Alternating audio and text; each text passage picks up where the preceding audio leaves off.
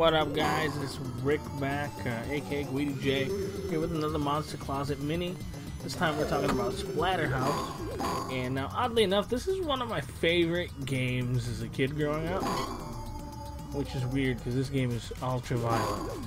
And what you're seeing here is the first game. Now, this is footage of the arcade version, not the inferior TurboGrafx version. But as a kid, I had the TurboGrafx version. And as you know, there's some changes with censorship and stuff in the TurboGrafx version. It's not as gory. This one is really gory, which is weird. And that's not to say that the other one's not gory. It just doesn't have as much gore. Like the little dead bodies and stuff in the corner aren't there. And if they are, they're not as gory looking as they are here. This room's toned down with some of the blood and stuff. But this is the arcade version. It only came out in Japan, I think. It might have made it out over here. I don't know. And, you know, this game is hard. Like, this was not an easy game. It's, I think these are set to 4 lives. 4 hits per life, and then 2 or 3 lives per game. I don't remember. It's the arcade one, so it is different than the home console version. And I think the home one was actually harder. Some of the differences in the home one, aside from the censorship, is he's got a red mask as opposed to the white mask. And I guess that's so he doesn't look like a total Jason Voorhees knockoff, because he definitely looks like Jason Voorhees right there. I know for a fact that this level, a lot of the blood is toned down in the TurboGrafx version. But that's why I picked this version for you guys, because this version is nice and gory, nice and family friendly, this game. And I can't believe this game actually came out. Like this, well, I guess I can believe it came out, but man, this game is pretty much a freaking horror movie that you can play. Like this game is twisted. Although it's fun, it's fun, but man, I wouldn't let my kid play this. It's pretty graphic for the time it came out. I mean, that was the 16-bit era. Man, this would be annoying as an arcade game too, because I could see myself sinking a lot of quarters into this game. Because you die, like, well, in 4 hits, as you can see. This game also spawned several sequels, and there was one on the Nintendo, which was almost like a completely different game. I have footage from all the games except for the Nintendo one. I think this one is one of my favorites, probably not my favorite. But it is a fun one, and this is one of the few that I have fond memories of as a kid. I actually have memories of all of them as a kid, except for the Nintendo one, since we never got it here. But this was the reason I got a TurboGrafx. My mom originally bought us a Sega Genesis for Christmas, and then we found out that SplatterHouse wasn't on the Sega Genesis, that it was on the TurboGrafx. So she went out and got us a TurboGrafx. This was the only game I owned for the TurboGrafx. Eventually, the controller port ripped out, and before we could get it fixed, the house caught on fire. So that was that for the TurboGrafx. This is really the only good game on the TurboGrafx anyways. And I would love to get a copy of this game again, but it is expensive. And this game, though, you know, not this one per se, but the other ones, they kind of gave me the creeps as a kid. Which is weird, because I liked playing them so much. But, like, what is going on? I'm in, like, the basement of this house, what did you say? It's full of water. You should probably call his insurance. That's definitely a claim. But there's, like, landmines in there. And this gave me fits as a kid. Fighting this poltergeist, I hated this thing. And as you can see here, I'm going to do really good against it right now as an adult. I lie. This thing beats me, like, every time I play this game. I don't get past this chair here, but after the chair, I think, is the knives and then the picture. Might be the other way around. But what always gets me is I'd always get down to, like, 1 life, and then I would be standing where the chandelier is, and the chandelier falls. Alright, here we go. This is SplatterHouse 2. This is the one I have the least experience with, although I did beat this game back in high school during graphic design class when I should have been shouldn't have been playing games, but I did anyways. What's interesting with this is they gave us the white mask, but now I guess it's kind of skull-like. And I want to say it wasn't as skull-like in Japan, but I can't say for sure. And real quick, I do want to apologize if my audio levels are spiking. Like, I got this new mic, and I'm not sure how close I should be to it, because the last Monster Closet Mini I did, it was very low. So, I apologize if it's going crazy. One of the things I love about the SplatterHouse series is the weapons that you pick up. I love picking up the 2x4s and the machetes. Well, actually, I don't think you might pick up a machete in one of them. The meat cleavers. Nothing is more satisfying than hitting one of them nasty zombie things and just watching it splat against the wall. Like that. That is fun. And that is consistently throughout the series. The other thing that's consistently throughout the series is those boar worms. And that's that little worm that just bursted out of that dude. Those boar worms are nasty. And you did see them at the end of that one level in... Oh, the end of the first level in the first game. You fought that... You were in that room full of boar worms where that dude that was hanging was. And look at how gory this room is. Like, this room is full of nothing but blood and nasty looking body parts. It actually looks like bug parts. Like, those don't even look human. But man, in this game, there's one level where you gotta fight like a fetus or something. I want to say it's a fetus. I don't remember fully, but there's like a bunch of dudes hanging, and you use chainsaws. That's weird. This is a weird game. And I don't like how you see nothing but red blood all around on the level, but you don't see any red blood coming from the enemies. You see nothing but green and what have you. Now this part, these things, I don't know what they're actually called. As a kid, me and my brother would call them screaming banshees, and you can probably see why from the loud noises that they're making. While I was actually playing through this to get this footage, the volume was almost all the way up, and Pat could hear it from the living room, and he was not too happy with the noises that it was emitting. And man, look at that. See, my audio is spiking. And again, I apologize if I'm getting really loud and then I'm getting really quiet. I'm still new to this. I don't know how to quite control my voice for this microphone thing. Anyways, back on topic of the SplatterHouse. The second one came out on the Sega Genesis. And I remember being a little kid in some mom and pop rental shop, looking on the shelves to rent a game for my Sega Genesis, and I saw SplatterHouse 2. And I'm like, no way they did not make a sequel. I said, I remember SplatterHouse. That's that game that had the guy with the bag on his head and the chainsaws for arms. That was pretty fun. And so I rented the second one, and I'll tell you what, as a kid, this was as far as I got. Is this level. I might have gotten a little farther. I do remember the guy at the end of this level is a big face, and you gotta beat his eyeballs. And then his eyeballs end up popping or something nasty. I didn't get that far in this one because I'm actually really bad at this game, and I can't make it over the spikes, and that was annoying. Like, there was literally nothing more frustrating than that. And I just realized I earned a free guy. That's pretty good. That bone, that's a neat little weapon. Like, I like smashing these guys' heads into the concrete, and that sounds pretty weird now that I find myself saying that out loud. But it was fun. Another weird thing is the controls are solid, but jumping sucks. Like, you cannot precisely jump over those spikes. And you'll see that I get hit by them every time. I cannot make it over them spikes. And whatever's in those spikes has red blood. Nothing else seems to have red blood. Well, I guess that you do. When you're getting bit by the boar worm, I saw red blood. But man, this was a weird game. I don't remember what the final boss of this game was. I think the final boss of this game might have been the mask. But that could have been the third game.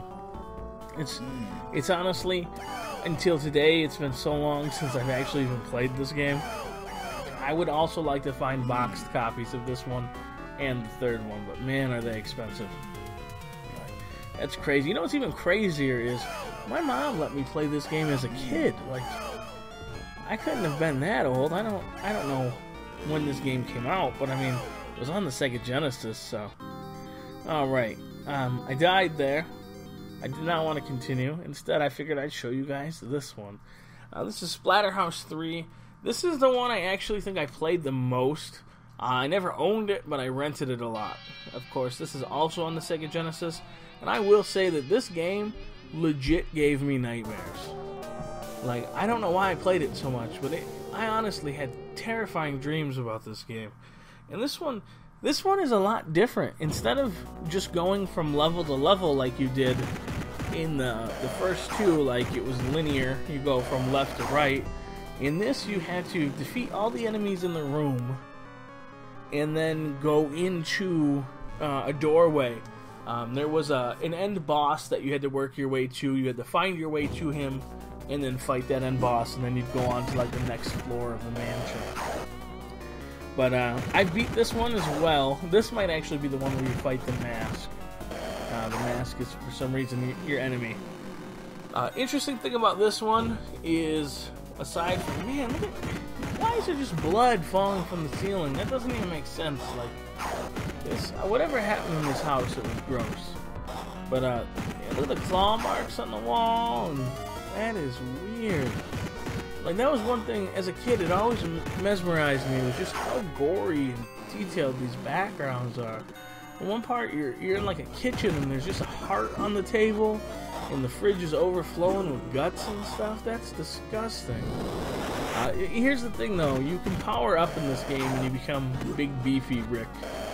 Which, you know, I think that's why I liked this game, too, a lot as a kid, because the dude's name was Rikk. So that, it always excites me when cool dudes like this guy share my name. And you're probably gonna say something about that in the comments, and that's fine. Okay? His name's Rikk. It's not whatever your name is. Unless your name's Rikk. This is another one where all the blood is green, which weirds me out because look at these guys. These guys are covered in red blood. They have no head and no arms, and it looks like a cut on the ribs, and there's definitely red blood coming out of that, yet it's green. I don't understand. So you collect these little orbs. The little orbs give you power, and then once you get power, you turn into big beefy Rikk and just destroy things. Now, I will say I've never been really good at this game. The farthest I've gotten legitly without cheats is 3rd or 4th level, where you have to fight some electric thing. Now, I started playing this today to record this footage. I picked up this 2x4 and I was pretty much unstoppable. Like, I even beat the boss of this level without getting hit, just using this 2x4. Which blows my mind because I've never played this that good before. Now, another thing you'll notice is there is a time limit up there. That time limit is pretty much just letting you know that, hey, you have this much time to save Jennifer. And if you don't know, Jennifer is Rick's significant other that gets captured in the first game. I don't know if she's captured in the second game. I don't know enough about the second game's story. But she is captured in the 3rd game, and so is Rick's son, David.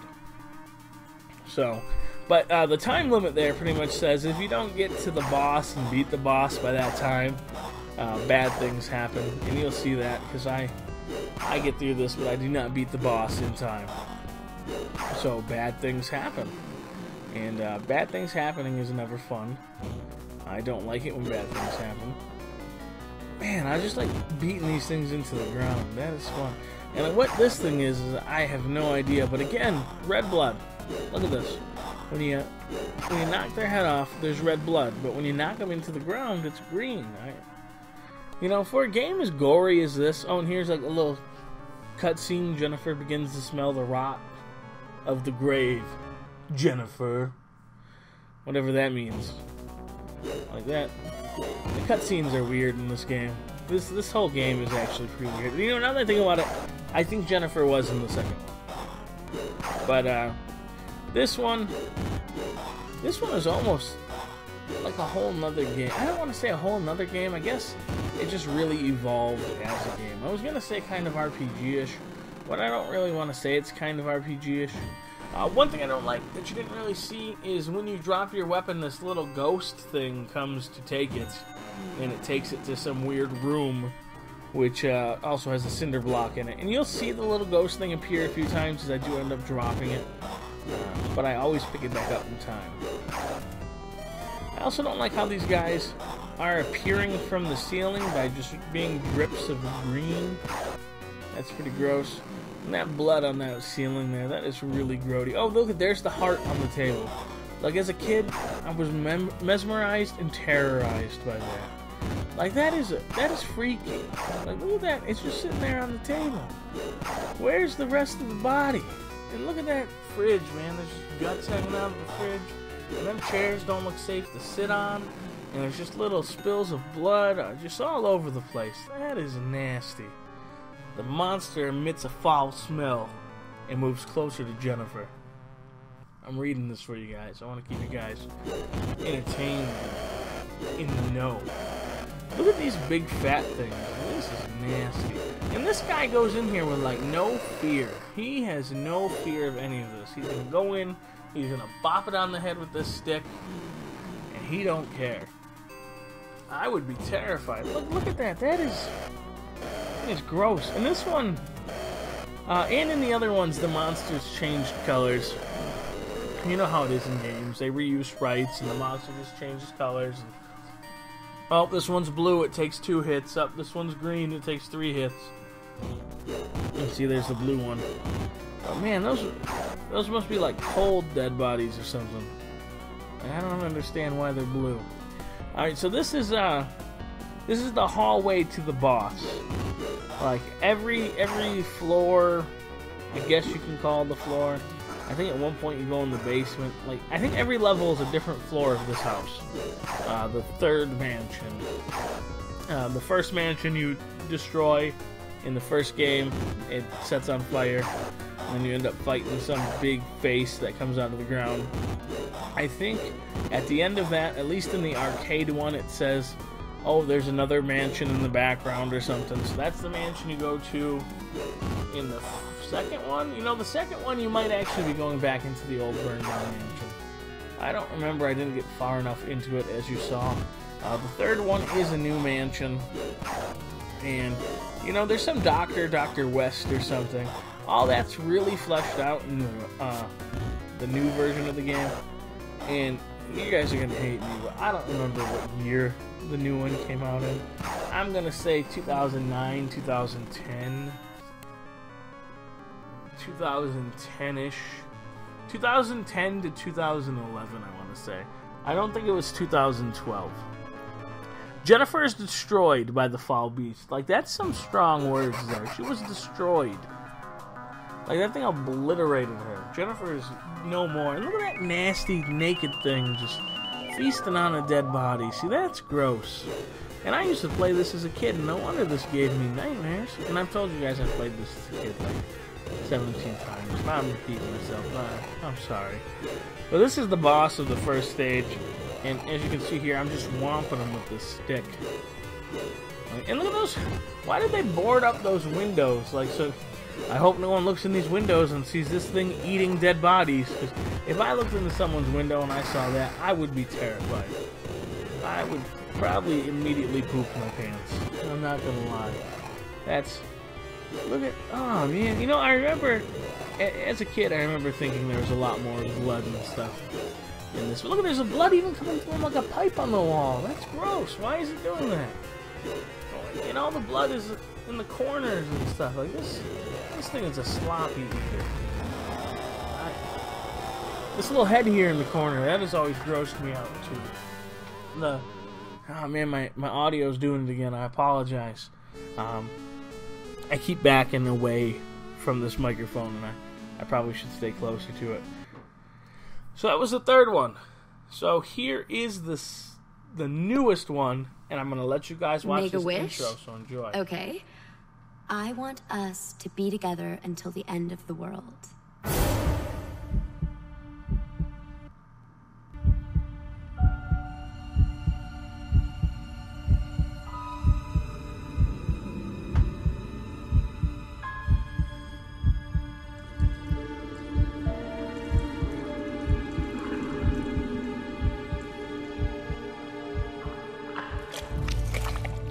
Jenny. I'm sorry. He took your girl, Rikk. He took your dreams. And he took your life. Dr. Henry West, MD. He took it all. Only thing you got left is your soul. And that belongs to me. Who am I? Let's just say I'm God. You're God. At least the only God that's listening right now. What do I want? Same as any God. Little faith. For without faith, I am nothing. And without me, you're fucked. She doesn't have to die. I can help you. I can heal your wounds. We can save her if you show me some faith, if you trust me, if you put me on.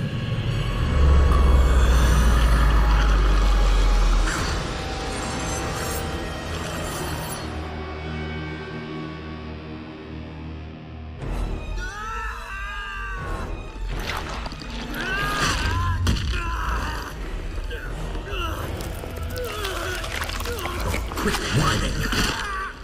Did I say it was gonna be fun? You're gonna have to learn to love the pain. There's a lot more of it to come. What have you done to me? What am I? What am I? You're mine, Rikk. Jen. Until Jen's back safe in your arms, you're mine. So that was neat, wasn't it? That was the intro to the newest SplatterHouse. Now, a lot of people didn't like this game, and I did. There was things that this game didn't need. It didn't need like the random bits of nudity. You're wearing me. But I know that sounds weird coming out of my mouth, because I'm not going to get into any debates over the gaming sexism and whatnot. But it was kind of unneeded, and I don't think it really added anything to it. But man, look at how buff he is. He looks like the big version of him from 3. And I really like it. Like, I really enjoyed this game. I know not a lot of people did. And it only got subpar ratings. But I really, really enjoyed this. Like, I was so pumped when I found out they were making a new SplatterHouse. I could not wait. I saw the screenshots. I'm like, man, this game looks amazing. It's, and maybe I had my nostalgia blinders on. I will say, the monsters in this, like the enemies, are stupid. Where's the zombie things? They all look fairly generic. But that's okay, this game has tons of blood. Like, look at that, look at all that blood. That's exciting. And it's all red. It's not weird green. Like, they really went all out. I like when you're taking damage and Rick's body is just getting torn apart and, like, his arm can get ripped off, and then you can use your arm as a weapon. One thing I will say, this game stayed true to the original games because it was hard. And you die a lot in this game. At least I did. And I'm actually playing through it again on hard. Now, this is on normal just so I could go ahead and record this footage. Man, this game is great. And then they fleshed out the story, which I thought was a fun thing. You could unlock all 3 original games, not the arcade version of the first one, unfortunately, but the TurboGrafx one. But that's pretty fun too, that you could unlock those. Plus, this game, they really fleshed out the story, like I said. There was environmental kills, or like fatality moves that you could unlock. I thought that was pretty neat. This is just like the very beginning of the game. And at one point during this, near the end, where you'll see not my computer, but my Xbox 360 actually froze on me. So I stopped the footage sooner than I wanted to. But yeah, another thing that I thought was cool is you can upgrade your skills and stuff, and the way you did that was by spilling blood. Like, I was like, man, that is really cool. Like, there's a reason for all the blood in this game. And they didn't tone any of that down, and kudos to them for that. I don't know anything about but this is still not a game I'd really let children play, although this one I think is more cartoony than all the rest. And the mask. I don't know if he sounds like it to anyone else, but that mask sounds like Pete from the Goof Troop to me. Every time I hear him talk, I just hear Pete from the Goof Troop. And it kind of drives me crazy. As you can see, there's a lot of destructible environments in this game. A lot of enemies. And my computer monitor just shut off on me for a minute, so that's why I stuttered a little bit there. What is it doing? I'm clearly watching this footage as I record my voiceover for it. Man, I like how the blood gets on the screen too. That's pretty neat. This game, you can get your combos going. There is a few game modes, and by a few, I think there's only 2. But there's the story mode, and then there's like these endless battle modes, sort of like a firefight or survival. Which that's all really firefight really is. Horde mode, I guess you can say. It's a survival mode. And that's actually pretty fun. It gets really hard. I got sort of far. I don't remember how far I got into, but I was trying to collect all the collectibles and everything like that, because my goal is to 100% this game, because I really enjoyed it. The one thing I didn't like, though, which I don't have footage of, and I'm sorry, is the side-scrolling levels. I thought the controls were a little wonky for that, and it didn't feel too great. So there's things you could collect in this game, like gramophones, the pictures of Jenny, all sorts of things. You know, I think you can unlock other masks as well. I know I do have a 360 exclusive mask unlocked, and I think there was a pre-order mask unlocked, and there was masks you could buy as DLC, because of course everything's DLC, right? That's a Monster Closet mini for another day. I got stuck here, and I did not know how to go through the doors, but apparently you just have to let the gramophone play. And I felt pretty dumb about that. But yeah, this thing's about to end. There's only like a minute or so left of this. And then the game freezes, which sucks. But if you haven't played this, go ahead, give it a shot. I want to say thank you, everyone, for watching this. You know where to find us at. All of the info is down below. Please like, subscribe, comment, share, all that good stuff. Again, thank you guys. Look, it froze. That's what it is. It's frozen. Enjoy watching this frozen guy.